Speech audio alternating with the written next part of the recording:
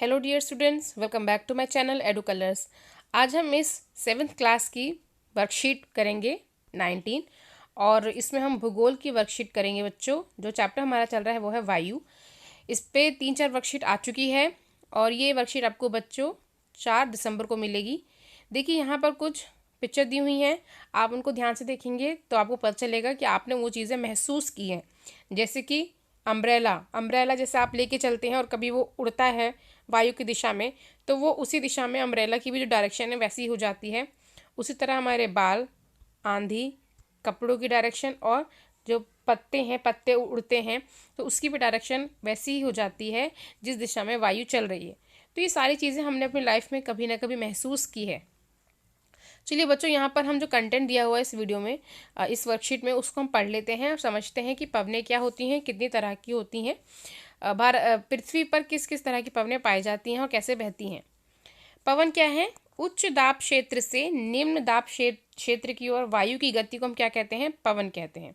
ये देखिए, उच्च दाब क्षेत्र से निम्न दाब क्षेत्र की ओर, जो ये निम्न दाब है यानी कि जहाँ टेम्परेचर बहुत ज़्यादा है इक्वेटर पे, भूमध्य रेखा पे, तो जहाँ टेम्परेचर ज़्यादा होगा वहाँ पे जो लो एयर प्रेशर है यानी कि जो वायु दाब है वो कम होगा, और जहाँ पर जो टेम्परेचर लो है वहाँ पर वायु दाब जो है वो उच्च होगा यानी कि हाई होगा।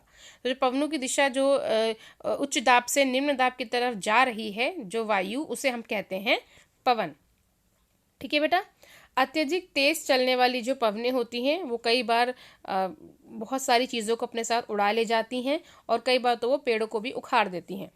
पवनों के प्रकार किन किन तरह के होते हैं? स्थायी पवनें, ये पवनें हमेशा साल भर चलती रहती हैं, इनको स्थायी यानी परमानेंट पवनें कहते हैं।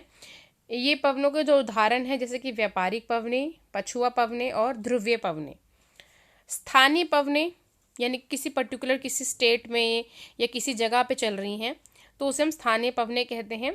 ये पवनें किसी छोटे से क्षेत्र में, किसी वर्ष में या दिन में के विशेष समय में चलती हैं। जैसे कि मान लीजिए उत्तर भारत में गर्मी के मौसम में सूखी और गर्म हवा चलती है, उसको हम अपने उत्तर भारत में क्या कहते हैं? लू। ठीक है ना, बोलते हैं ना लू लग जाएगी, तो वो गर्मी के मौसम में जो गर्म हवा चलती है उसे लू कहते हैं। तो ये स्थानीय पवनें हैं जो ज़रूरी नहीं है कि पूरे इंडिया में चले, कहीं कहीं चलती हैं। अब मौसमी और सामयिक पवनें। मौसमी और सामयिक पवनें का मतलब है जो किसी महीने में हिसाब से ही चलती हैं। जैसे ऋतुएं बदलती हैं तो उस हिसाब से वो पवनें जो हैं वो चलती हैं। जैसे कि मानसूनी पवनें, क्योंकि हम जानते हैं जब मानसूनी पवनें जब आएंगी तो हमें पता है कि उसके बाद वर्षा होगी, इंडिया में बारिश होगी, बारिश का सीजन शुरू हो जाएगा। ठीक है ना। तो ये 3 तरह की पवनें हो गई, स्थायी पवनें, स्थानीय पवनें और मौसमी पवनें। अब हम बात करते हैं प्रमुख वायुदाब पेटियां एवं पवनें। अच्छा बच्चों, ये जो पवनें हैं इनको जो हमें डायरेक्शन, अगर हमें हवा की डायरेक्शन, पवन की डायरेक्शन कहाँ है, कैसे है, वो पता करना हो तो उसके लिए हम ये वात दिग्दर्शी जो है इसका उपयोग करते हैं। चलिए अब हम पढ़ते हैं प्रमुख वायुदाब पेटियां एवं पवनें। ये हमारी अर्थ है बेटा, ये दिख रहा होगा आपको, हमारी अर्थ है। और हमारी अर्थ में ये वाला जो है ये है विषुवत रेखा यानी कि भूमध्य रेखा। उसके बाद देखते हैं कि ये 0 डिग्री पे होता है क्योंकि यहाँ पर टेम्परेचर जो है बहुत ज़्यादा हाई होता है, क्योंकि सूर्य की किरणें बिल्कुल डायरेक्ट इसी जगह पर ज़्यादा पड़ती हैं और ध्रुव तक आते आते वो तिरछी हो जाती हैं, इसलिए ध्रुव पर टेम्परेचर कम रहता है, सर्दी पड़ती है। तो भूमध्य रेखा वाला जो इलाका है वहाँ पर ज़्यादा गर्मी पड़ती है क्योंकि सूर्य की किरणें डायरेक्ट पड़ती हैं। तो यहाँ पर मैंने अपने पिछले जो मैंने वायु के से रिलेटेड वीडियोस बनाई थी उसमें मैंने आपको बताया था कि जहाँ पर टेम्परेचर हाई होगा वहाँ पर जो वायुदाब है वो कम होगा। ठीक है। और जहाँ पर टेम्परेचर कम है यानी कि ठंडी है वहाँ पर वायुदाब जो है वो क्या होगा? उच्च होगा, हाई होगा। अब हम यहाँ पढ़ लेते हैं। देखिए यहाँ पर मैं एक बार आपको दिखा देती हूँ। जैसे कि देख लीजिए, ये भूमध्य रेखा है तो यहाँ पर क्या है? निम्न दाब का क्षेत्र बनता है। उसके बाद उपोष्ण उच्च दाब। ठीक है। यहाँ पर भी उच्च दाब का क्षेत्र, निम्न दाब का क्षेत्र बनता है। ये अधोध्रुवीय निम्न दाब, यहाँ पर आप देखेंगे निम्न दाब का क्षेत्र बनता है। उपोष्ण में उच्च दाब और अधोध्रुवीय में निम्न दाब का क्षेत्र बनता है। और अगर जब आप पोल्स पे जाते हैं यानी ध्रुवों पे जाते हैं जहाँ पर बहुत ठंडी है, तो वहाँ पर हमेशा उच्च दाब का ही क्षेत्र बनेगा। और एक बात और ध्यान रखना बच्चों, पृथ्वी के इस हिस्से में जो घटना हो रही है, जो भी चीज़ हो रही है, पृथ्वी के ऊपर वाले यानी कि उत्तरी अक्षांश में भी सेम रहेगा। ठीक है, जो उत्तरी अक्षांश में होगा सेम वही चीज़ दक्षिणी अक्षांश में चलती है। यानी कि जो टेम्परेचर या एयर प्रेशर यहाँ होगा, वही तापमान या एयर प्रेशर, वही टेम्परेचर यहाँ भी होगा। तो इसी तरीके से ये जो उत्तरी अक्षांश है और दक्षिणी अक्षांश है, यहाँ पर तापमान जो है वो एक समान ही रहता है। अब है भूमध्य रेखा निम्न दाब, यानी कि इस वाले की जो हिस्सा है भूमध्य रेखा, इसकी बात कर रहे हैं बच्चे।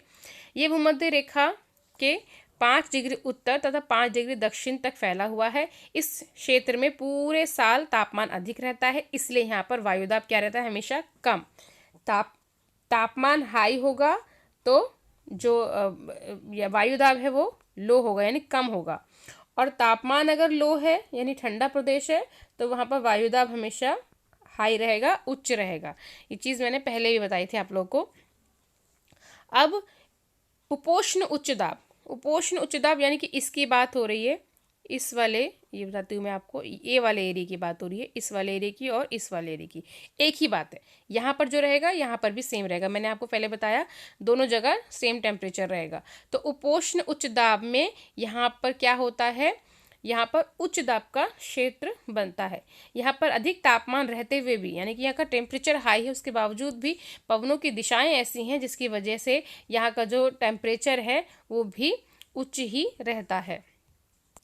अब आते हैं अगला, जो थर्ड है हमारा, अधोध्रुवीय निम्न दाब। अधोध्रुवीय निम्न दाब जो है वो 60 डिग्री के आसपास वाला जो क्षेत्र है, ये वाला, इसकी बात हो रही है। अधोध्रुवीय निम्न दाब, इसकी बात हो रही है। यहाँ पर जो टेम्परेचर है वो कम रहता है और निम्न दाब का क्षेत्र बनता है। अच्छा, यहाँ पर जो पवनें हमेशा बहती रहती हैं सारा साल, जैसे कि हमने बताया, व्यापारिक पवनें और पछुआ पवनें। तो ये व्यापारिक पवनें जो हैं वो इसके ऊपर बहती रहती हैं यहाँ पर, और पछुआ पवनें जो हैं वो पोल्स में यानी कि ध्रुव में बहती हैं। ठीक है, चलिए आगे बढ़ते हैं। ध्रुवीय उच्च दाब, यानी कि जो पोल्स की बात हो रही है, ध्रुव की बात हो रही है। ध्रुव जहाँ पर टेम्परेचर बहुत कम होता है वहाँ हमेशा उच्च दाब का जो क्षेत्र है वो बनता है, और यहाँ से निम्न वायु दाब क्षेत्र की ओर ध्रुवीय पूर्वीय पवन हमेशा चलती रहती हैं। ओके, चलिए बच्चों, अब यहाँ पर हम कुछ अपने क्वेश्चन देख लेते हैं। कंटेंट तो हमने पढ़ लिया है। प्रश्नों के, निम्नलिखित प्रश्नों के उत्तर दीजिए। पवन को परिभाषित कीजिए, यानी कि हमें बताना है कि पवनें क्या हैं। ठीक है, तो यहाँ पर पवनों की परिभाषा दी हुई है। उच्च दाब वाले क्षेत्र से निम्न दाब वाले क्षेत्र की ओर वायु की गति को क्या कहते हैं, पवन कहते हैं। बस इतना आंसर है आपके पहले प्रश्न का। अब उसके बाद है मैचिंग। स्थायी पवनें कौन सी हैं, व्यापारिक पवनें जो हमेशा सारा साल बहती हैं यानी कि ग। स्थानीय पवनें कौन सी हो गई, जो किसी पर्टिकुलर क्षेत्र में बहती हैं, जैसे कि क लू। ठीक है, लू हो गया।